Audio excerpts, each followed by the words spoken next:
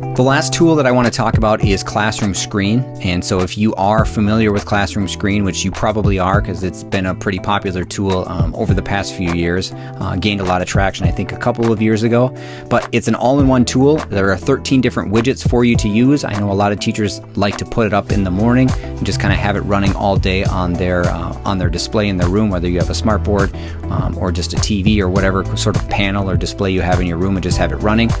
You can use it with your students in person, or if you want to upgrade to the Pro version, you can use it through distance learning, and then you can use all the widgets and tools in it. So let's talk about Classroomscreen. It's at classroomscreen.com. So all the classroom tools you have at your fingertips. These are some of the widgets we're going to talk about.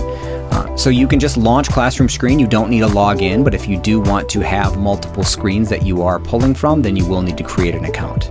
Here's Classroomscreen. So when you get to Classroomscreen in your dashboard, you can see if you have multiple screens saved in your Classroomscreen dashboard, those will all show up here.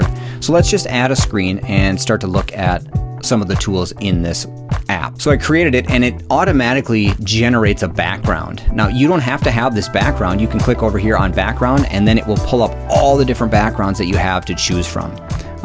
You can load local background. So if you have an image on your screen that you want to put up, you can certainly put that up. If you want to, I've talked about Canvas. If you want to go create a background in Canvas and bring the background in here, like a to-do list for the day, that would be certainly something that you could do. These are still photos here, but if you go down, you can add animated photos to your background. So then they'll move around. So you can see now I have a fire going. So maybe we're at a nice bonfire. Again, if you don't like things to be animated, you can just simply choose a plain color. And then down at the bottom, here are all of the widgets that you have to choose from. So you have a random name picker, and when you click this up, then again, you can create this from name lists, and with the free version, you can create up to 3 different name lists. So this is great if you're trying to group students or you want to call on students, then you have your list of names from which you can choose. And the really nice thing too is as I add more widgets, so I add dice, maybe 1, 2, or 3 dice, I can easily move these widgets around and I can design my board exactly how I want, and I can make some of these items bigger or smaller. So if I move some of this stuff around, you can see I can make this bigger or smaller so I can fit more things onto my Classroomscreen board. This will give me my sound levels. I have to enable the microphone, but then as I'm talking, what it will do is if I'm too loud, then it will tell your students that it will show them that they're being too loud. So if you give them free time to work, then it will demonstrate how loud you're being. And so you can turn off your microphone, you can set notifications, you can change your sensitivity and your max noise. Another widget I can add is my media. So I can add images to my Classroomscreen. I can add a YouTube video, a webcam if I have one on my computer. And then if you also have an embed code from something, you can grab the embed code and you can embed that right into your Classroomscreen. And it's just nice to have some of these things all day. Maybe you have a cleanup song that you like to play throughout the day. You can embed that. Maybe you have a YouTube clip that you're showing that has to go with the lesson that you're teaching for the day.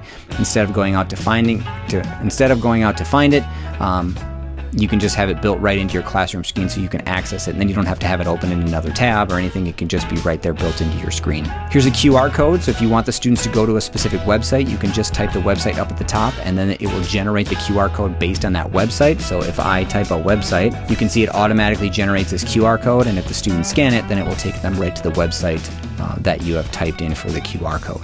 This is my draw tool. So we have talked about whiteboards, and now I click to make it full screen. Here are some of my tools. So I have my pen tool, and here are the different colors. I have 9 different colors from which to choose. White is one of those options. Here is my line tool. And again, I have different line thicknesses that I can choose. I have my eraser tool. In my settings, I do have backgrounds that I can pick from.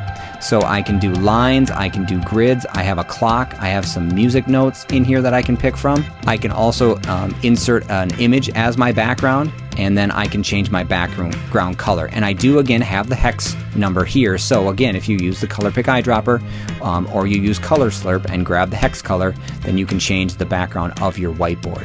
And the nice thing is, again, it's full screen if I want it to be, or if I don't want it to be and I just click the 2 arrows together, it will make it smaller. And so I can make my whiteboard as big or as small as I want, and that can take up as much or as little of the screen as I needed to with my Classroomscreen.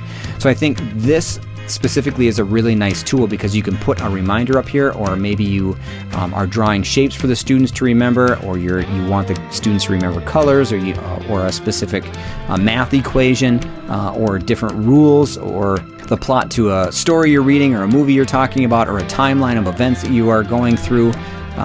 All of this stuff can be put on the whiteboard and then just left in your classroom screen for students to look at later. Next is my text tool. So if I click the text tool, anything that I type in here will stay right on my screen.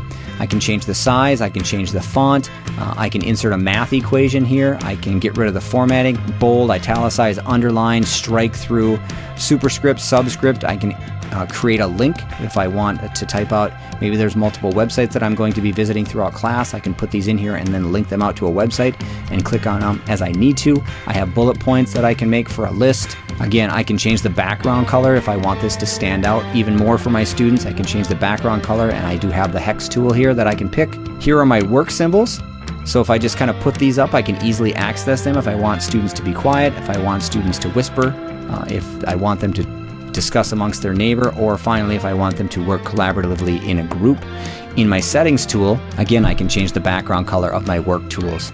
So you can really differentiate these. They don't all have to be white. You can really change them to different things as you're working. Another tool is your traffic light. So you can see here whatever we are in, if we're red, yellow, or green. So this could be for just some classroom management that you're working on with your students. Here's my timer. Here's the sound that it will play when I am done. I can do reset. When I'm ready to go, I just click play and it will start to do the countdown. Here's a stopwatch. So if I tell the students I'm going to give them 3 minutes, I can just easily click the start and we can just count up. I do have a lap button if I want, or I can totally clear my stopwatch from playing. Depending on what sort of clock you have in your room, if you have a digital clock but you want students to learn analog time, you can put an analog clock up on top. And finally, if you talk about the calendar with your students, or you just want students to know what day it is, you can easily put a calendar up on your classroom screen. So as you can see, Classroomscreen has a lot of tools for you to work with. Before I'm done with Classroomscreen, let's go back to the home screen. Now let's look at some of the features here on the Classroomscreen homepage. So one nice thing is you can do a poll with your students. So if you click on poll, if you upgrade to the Pro version, you can actually use the poll over distance learning. If you do not upgrade to the Pro version and you just use the free version, then you have to everything has to be done in person, which means the students have to actually come up to your computer or to your digital whiteboard and actually tap on it to answer the question. But you can see here you have different question types, and they can answer it via a smiley, multiple choice, or true false. So this is a really awesome feature. You just put in your question, give you your answers, and then you can choose what sort of chart type it comes out as, bar, pie, or donut. And if I click ready, then it will just start here and the students will come up and tap the answer that they feel that they are doing with their lesson today. And you can see the poll that I created itself on a new board. So that is my screen there. Here's my new group maker. So again, if I add students' names in here, it will automatically generate my groups. If I go back to my home screen, again, it's a new board that has been generated. If I click on personalize, you can see here that this is where I can put in my name list right from my personalized screen. I can give my boards a nickname. And then here are my active widgets. So if there are widgets that you're not using, you can easily disable the widgets so they're not available on your toolbars. If you're like, yeah, you know what, I'm not really going to use the QR code. I'm just going to put it down to my disabled widgets. And then here's your preview down at the bottom. And if you want to re-enable the widgets, you can do that. You can also move your widgets around. So if you want them in any particular order, you can easily manipulate your widgets and move them around to order them any way that you want. And finally, let's look at the upgrade fee. So here's your basic version. It comes with 13 widgets, the poll, the group maker, personalized settings. If you do upgrade to Classroomscreen for the year, great price, $30 for the year. Save your screens, remote voting in your polls, organize your screens into collections, save custom backgrounds, and up to 30 different name lists. So maybe you've got different ways that you want to group your students.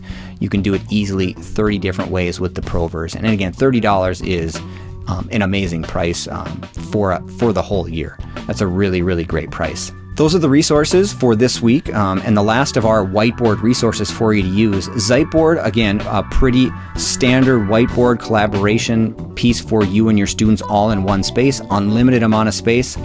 Canvas is more of a drawing tool for you and your students, but again, saves right to Google, is free, has the layering option, which is really neat. And then finally, Classroomscreen is more of the classroom management tool for a teacher. But if you do upgrade to the Pro version, nice feature there with the polls that you can teach students or ask students over distance learning. And then does have that whiteboard feature built into the tool itself. So you can use that to draw things for students or make notes or annotate or just kind of leave messages for students up on the board.